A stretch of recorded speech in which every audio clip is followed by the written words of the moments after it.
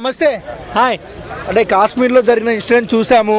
So Kalyan గారు బాధితులకు దాదాపు 50 లక్షలు డబ్బులు ఇచ్చారు. సో ఎలా అనిపించింది అన్న మీకు? నిజంగా పవన్ కళ్యాణ్ గారు ఆయన మనస్తత్వం ఎప్పుడూ చాటుకుంటున్నారు, ప్రజల్లో ఎప్పుడు వెళ్ళటం ఉంటున్నారు. కాబట్టి పవన్ కళ్యాణ్ గారు 50 లక్షలు స్వయంగా ప్రకటించి వాళ్ళ ఇంటికి కూడా వెళ్ళడం జరిగింది. చంద్రబాబు నాయుడు గారు కూడా ఒక పర్సనల్ చిరంజీవి గారు వాళ్ళిద్దరు కలిసిన మీటింగ్లో కూడా చెప్పారు ఇదంతా బాధాకరం. పవన్ కళ్యాణ్ వెళ్ళి స్పందించడం, అక్కడ వెళ్ళి వాళ్ళ కావలి నెల్లూరు దగ్గర అనుకుంటా వెళ్ళి పలకరించడం హ్యాపీ. ఇంకా ఏంటంటే మోడీ గారికి కూడా రిక్వెస్ట్ చేశారు, వెంటనే యుద్ధం ప్రకటించండి, మేము కూడా సపోర్ట్ చేస్తామని. నిజంగా భయ్య ఇలాంటి సంఘటనలు ఎక్కడ జరిగినా ఇండియా ఫస్ట్ స్పందిస్తుంది. అదే ఇండియాలో జరిగితే ఇంకా కంపల్సరీ స్పందిస్తుంది. ఆల్రెడీ హైలైట్ చేశారు మోడీ గారు. ఇంకా పవన్ కళ్యాణ్ గారు మోడీ గారు కలిస్తే నిజంగా పాకిస్తాన్ ఈ ప్రపంచ పటం మీద ఉండకపోవచ్చు అని నా అభిప్రాయం భయ్య. అంటే అన్న మనం చూసాము మంత్రులు ఎమ్మెల్యేలు చాలామంది ఉన్నారు, ఎవరు హెల్ప్ చేయలేదు. మహా అయితే వాళ్ళ కొడుకులకు కూతుర్లకు కోట్లు వెళ్ళి కార్లు కొనిచ్చుకుంటారు. కానీ కళ్యాణ్ గారు అలా కాదు, నిస్వార్థంగా డబ్బులు ఇచ్చారు. ఏం చెప్తారు ఆయన గురించి? అదే వెంటనే అలా స్పందించడం అనేది గ్రేట్ అనుకోవాలి. ఇంకా అందరికీ స్ఫూర్తి కూడా, ఎందుకంటే పవన్ కళ్యాణ్ డిప్యూటీ సీఎం హోదాలో ఉండి స్పందించినందుకు ఇంకా చాలామందికి మినిస్టర్లు కానీ అక్కడ ఉన్న వాళ్ళని ఇంకా స్పందించి ఇంకా అటు సైడు చనిపోయిన మన నట్రాల్ ఆయనకు కూడా ఇంకా ఏమీ హెల్ప్ చేయలేదు కేంద్రం. చూడాలి పవన్ కళ్యాణ్ గారి ఇన్స్పిరెన్స్తో ఇంకా మిగతా కుటుంబాలకు కూడా హెల్ప్ చేస్తారని అభిప్రాయం. ఎందుకంటే హైదరాబాద్ కూడా ఒక కుటుంబం, ఒక ఫ్యామిలీ ఒక పెద్ద అతన్ని కోల్పోయింది. ఎందుకంటే వాళ్ళు స్వయంగా చెప్పారు, 2 పిల్లలు మేము ఉన్నా కూడా మమ్మల్ని కాల్చలేదు, ఇంటి పెద్దని కాల్చని. అలాంటి వాళ్ళని కూడా పట్టించుకుంటే పవన్ కళ్యాణ్ గారి స్ఫూర్తితో తెలంగాణ ప్రభుత్వం కూడా వాళ్ళకి ఏదైనా సాయం అందిస్తే ఇంకా బాగుంటుందని నా అభిప్రాయం భయ్య. నమస్తే. హాయ్ అన్న, నమస్తే. కాశ్మీర్లో జరిగిన ఇన్సిడెంట్ చూసాము. మన డిప్యూటీ సీఎం కళ్యాణ్ గారు స్పందించి 50 లక్షలు డొనేషన్ ఇచ్చారు. సో ఎలా అనిపించింది? తప్పకుండా అన్న, ఎందుకంటే పవన్ కళ్యాణ్ గారు అంటేనే మానవత్వం అంటేనే పవన్ కళ్యాణ్ గారు. ఈరోజు ఏదైతే మానవత్వానికి నిలువెత్తు నిదర్శనం ఎవరైనా ఉన్నారంటే అది శ్రీ పవన్ కళ్యాణ్ గారు. సో అది చాలా హ్యాపీనెస్ అన్న. ఏ రాజకీయ నాయకుడు డబ్బులు ఇవ్వలేదు.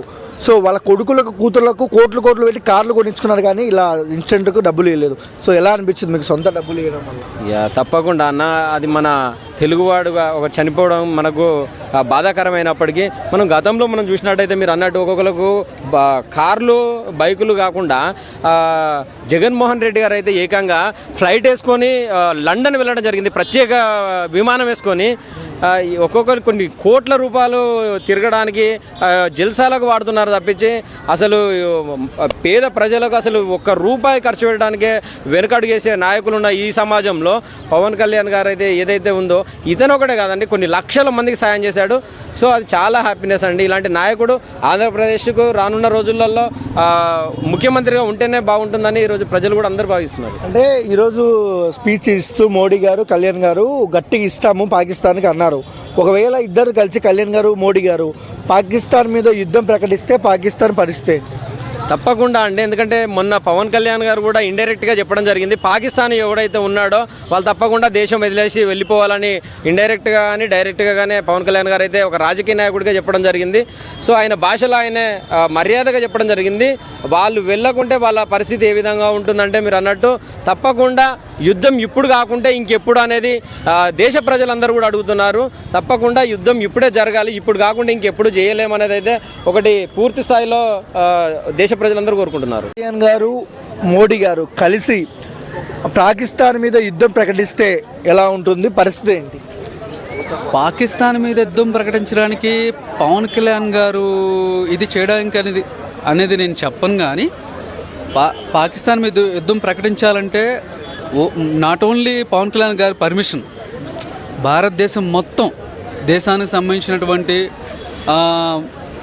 అపోజిషన్ పార్టీస్ కానీ అందరి గురించి ఆలోచించి నిర్ణయం తీసుకుంటారు. అది మనం పవన్ కళ్యాణ్ గారితోనే సంభాషించి నిర్ణయం తీసుకుంటారని మాత్రం నేను చెప్పను. అందరితో కలిసి నిర్ణయం తీసుకొని యుద్ధం చేస్తారని నా అభిప్రాయం. సో కళ్యాణ్ చాలా వరకు అందులో ముందు వరుసలో పవన్ కళ్యాణ్ గారు ఉండొచ్చు, ఖచ్చితంగా సపోర్ట్ వాళ్ళు ఉండొచ్చు. ఏంటి, ఆల్రెడీ ఉన్నారు కదా, ఆల్రెడీ ఇచ్చేశారు కదా, అమౌంట్ కూడా ఆయన ఇచ్చారు కదా, ఆయన ముందుగానే చెప్తున్నారు కదా. సో ఆయన కంపల్సరీ ఉంటారు. పాకిస్తాన్ని ప్రేమిస్తూ ఇండియాలో ఉండి ఇండియా ఫుడ్ తిని పాకిస్తాన్ని ప్రేమిస్తే మీరు వెళ్ళిపోండి, ఉండాల్సిన అవసరం లేదు ఇండియాలో అన్నాడు కళ్యాణ్ గారు. డైరెక్ట్గానే చెప్పాడు. ఎలా అనిపిస్తుంది అన్న? ఆల్రెడీ మనకు ఆకులు కాలిన తర్వాత చేతులు పట్టుకుంటే ఏమేమి లాభం లేదని ఒక డైలాగ్ ఉంటుంది కదా. ఆల్రెడీ మనం చేసిన తప్పు ఏంటంటే, మన గవర్నమెంట్ చేసిన తప్పు ఏంటంటే, అది కాంగ్రెస్ గవర్నమెంట్ కావచ్చు, బీజేపీ గవర్నమెంట్ కావచ్చు, పాకిస్తాన్కి మనకు ఇంత వైర్యం ఉండదు కాబట్టి ప్రతి ఒక్క దాంట్లో సీరియస్గా రియాక్ట్ అయ్యి ఉండాలి. అంటే వీసాలు ఇవ్వడంలో కానీ, మన దేశంలోకి వాళ్ళు రావడానికి పర్మిషన్ ఇవ్వడంలో కానీ, పెళ్ళిళ్ళు చేసుకోవడంలో కానీ అటు కాదు, మన దేశంలో ఉండే లేడీస్ వెళ్ళి అక్కడ ముస్లిమ్స్ని అక్కడ ఉండే వాళ్ళని మ్యారేజ్ చేసుకున్నది. How is it possible? దానికి మన వాళ్ళు ఎలా అగ్రి చేశారు అంటే కొంచెం కూడా రిస్ట్రిక్షన్ లేకుండా. సో ఇంతటి ఫ్రీడమ్ ఉన్నప్పుడు కంపల్సరీ ఖచ్చితంగా వస్తారన్న, ఈజీగా రావడానికి అవకాశాలు ఉన్నాయి. సో అదే. నమస్తే అన్న. నమస్తే. మనం చూసామన్న కాశ్మీర్ ఇన్సిడెంట్. సో కళ్యాణ్ గారు ఒక వ్యక్తికి 50 lakhs డొనేషన్ ఇచ్చారు. సో ఎలా అనిపించింది అన్న మీకు? సో డొనేషన్ ఇచ్చారు, బాగానే ఉంది, ముందడుగు చేశారు, బాగానే ఉన్నది. కానీ తర్వాత చాలా మంది అంటున్నారు పార్టీ కార్యకర్త అని చెప్పేసి అందుకనే ఇచ్చారని అంటున్నారు. మరి సో దాన్ని అది కాదు, పార్టీ కార్యకర్త కాదు, ఒక సామాన్య వ్యక్తి చనిపోయాడు అందుకనే ఇచ్చాను. అది కూడా అక్కడ తీవ్రవాద దాడిలో చనిపోయారు కాబట్టి ఇచ్చాననే విధంగా దాన్ని బయటికి తీసుకొస్తే బాగుండేది. కార్యకర్త ఇప్పుడు ఏంటంటే ట్రోలర్స్ ఇట్లా కాసుకొని కూర్చుంటారు కదా, ట్రోలర్స్ కాసుకొని కూర్చుంటారు, కార్యకర్త కాబట్టి ఇచ్చాడు, కార్యకర్త కాబట్టి ఇచ్చాడు అని చెప్పేసి. సో అటువంటి వాళ్ళకి మనం ఏం చెప్తాం, ఏం చెప్పలేం కదా. సో ఆడ తీవ్రవాద దాడి జరిగింది కాబట్టి దానికోసం ఒక ముందడుగు వేయడం అనేది రియల్ గ్రేట్, మంచి పనే చేశాడు అనుకుంటున్నాను నేను. సో అలాగే కనీసం ఒక ఇంకో 26, 27 అంతా టోటల్ 28 మెంబర్స్ చనిపోయారు. వాళ్ళందరికీ కూడా అంతో ఇంత ఇచ్చి మోదీ గారి దగ్గరికి వెళ్ళి కేంద్ర ప్రభుత్వం తరపు నుంచి కూడా, పార్టీ తరపు నుంచి కూడా అంతో ఇంత సాయం చేసి వాళ్ళందరినీ కలిసి సానుభూతి పరిస్థితి ఇంకా బాగుండేది. ఎందుకంటే ఇప్పటికే నేషనల్ లెవెల్లో పొలిటికల్ లీడర్ అయిపోయాడు. సో మోదీ గారిని కలిసి వాళ్ళకి రిక్వెస్ట్ చేసి అంత ఇంత ఇంకా ఇస్తే బాగుండేది అనే ఫీలింగ్ ఉంది నాకు. ఓకే అన్న, కళ్యాణ్ గారు గుళ్ళని కానీ హిందువులని కానీ ఏమని అంటేనే తట్టుకోలేడు. అలాంటిది హిందువులా మీరు అని పాకిస్తాన్ వాళ్ళు తీవ్రవాదులు చంపారు. సో మోడీ గారు కూడా హిందూ ధర్మానికి పెట్టిందే పేరు. సో ఇద్దరు కలిసి పాకిస్తాన్ మీద యుద్ధం ప్రకటిస్తే పాకిస్తాన్ పరిస్థితి ఏంటి? టెర్రరిస్టుల మీద యుద్ధం చెయ్యరు, ఏదైతే ఖచ్చితంగా అవకాశాలు ఎక్కువ అంటే వాళ్ళు మనం బెదిరిస్తున్నారు. సో మనం బెదిరియాలి కదా, తప్పదు కదా. సో యుద్ధం జరిగే ఛాన్స్ అయితే లేదు, ఎందుకంటే మనది శాంతి దేశం, శాంతి అహింస అంటూ పోతాం కాబట్టి యుద్ధం అయితే జరిగే ఛాన్స్ లేదు. ఒకవేళ వాళ్ళు ముందు అటాక్ చేస్తే మనం అటాక్ చేయడానికి ట్రై చేస్తాం తప్ప ముందైతే మన వాళ్ళు యుద్ధం చేస్తే పరిస్థితి ఏంటి? పాకిస్తాన్ ఏముంటుంది, కనపడదు, ప్రపంచ పటంలో కనపడకుండా పోతుంది. ఎందుకంటే అనుభవం ఉన్నాయి, వేస్తాం అంటున్నారు. మన వాళ్ళు ఊరుకుంటారా? మన వాళ్ళు ఒక్కటేసారు అనుకో 100 ఏళ్ళ వరకు పాకిస్తాన్ అనేది కనపడదు. వాళ్ళు ఒక్కటైతే మనది ఒక రాష్ట్రం పోతే 2 రాష్ట్రాలు పోతాయి కావచ్చు. మనం ఒక్కటైతే పాకిస్తాన్ అనేది కనపడదు 100 ఏళ్ళ వరకు. సో యుద్ధం జరిగే ఛాన్స్ లేదు. కాబట్టి ఇప్పుడు ఏం జరుగుతుందంటే అక్కడ గొడవలు జరుగుతున్నాయి, కాలుస్తున్నారు, టార్గెట్లు పెట్టుకున్నారు.